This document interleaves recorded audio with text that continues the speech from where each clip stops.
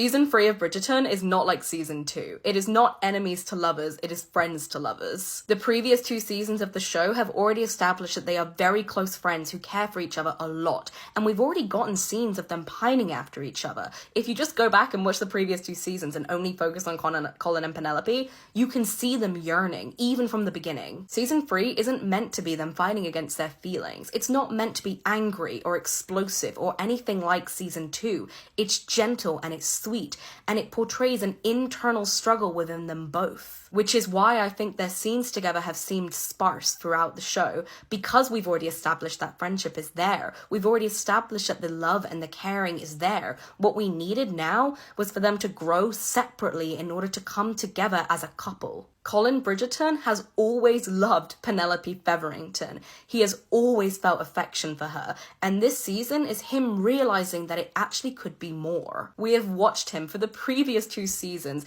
care for Penelope, protect her family, seek her out at every single social event, and sometimes be the only person to truly listen to her, even including Eloise. But throughout all of that, Colin didn't know who he was, because as Violet says, he's a people pleaser. He's tried to fit into every single social situation that he's been in, and he does it very well. He molds himself into the people that he thinks he needs to be. And it's only when his personality has seemingly completely changed, because he spent a whole summer finding himself and turning himself into the idea of what he thinks a perfect society man is, which is basically someone who doesn't really care about anything except the frivolous.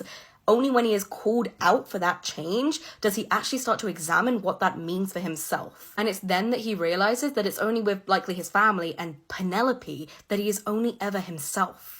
But had Colin not been called out by his family and by Lady Whistledown for essentially changing his whole personality, he might not have realized that he was even doing it. And for Penelope, she has seen herself as someone who has been unwanted and last choice, if not a choice at all, her whole life. And she's been in love with this man for so long, but she doesn't have the courage to say it. She doesn't have the courage to show it because she doesn't want to be rejected or lose him as a friend. She needed to also grow in this season. She needed to also find herself outside of just a person who's in love with Colin Bridgerton. And she learns that she can be desired by other people. She can be confident and she can put herself out there and the world won't end. And yet she still realizes that at the end of the day, it's Colin who she is herself around. It's Colin who she enjoys the company most of. And so that final confession scene in the carriage isn't out of the blue. It isn't Penelope giving in to something when she should have let him grovel a little bit more. It is a long time realization of feelings that were always there